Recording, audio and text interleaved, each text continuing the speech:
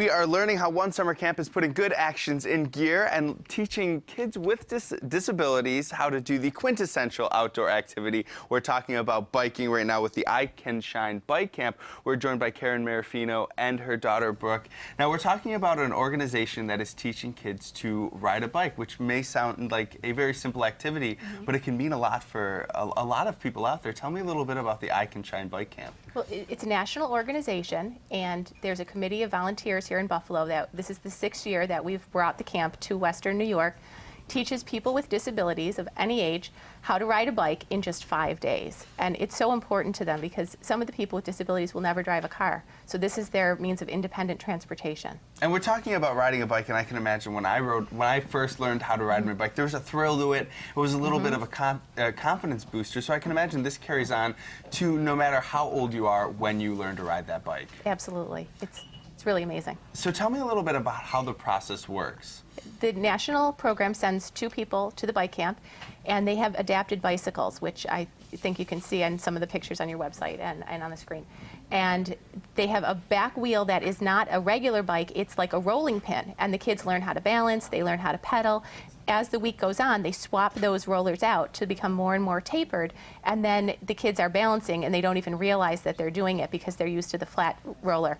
By about Wednesday or Thursday, they put them on their own bicycles, and then we go out in the parking lot and they're riding. Now, Brooke, you were a participant in this program. How was the process of learning to ride a bike for you? It was so amazing. It boosted my confidence by a long shot. And then tell me about that first time when you were riding a bike, a traditional bike with those 2 wheels. What was that like? It was an amazing experience. And Karen, for you, on your end of things, seeing this process happen, what was that like for you? It's amazing. Every year I tear up watching the kids, whether they're my daughter or somebody else, because the children have not been able to do this for their whole life, and they go through and they learn, and they're just like everybody else. When Brooke did it, she actually went back to school in September and said to her occupational therapist, I can learn to do this because I learned to ride a bike and I can do anything.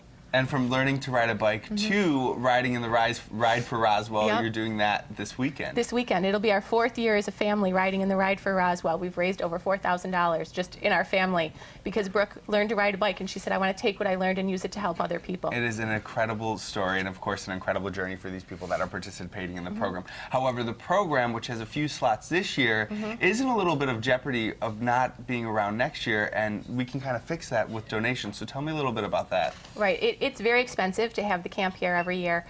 We do ask the parents to pay a little bit of a fee just to get them involved in it, but we rely on the community for donations to help us raise the money. It's almost $13,000 for us to bring the camp here. So if we don't have enough money for the down payment for next year, we're not going to be able to have a camp next year. And you're seeing the website, which is a little bit long right now, so I won't ask you to repeat that on the TV screen right now. So if you want to head over there, you can contribute to donations or find out more information. I have to say a big good luck to you, Brooke, as you ride for Roswell. You have to keep us posted on how that goes for you. All right, Brooke? Thank you. All right, thank you two so much for coming in today. Thank you. All right.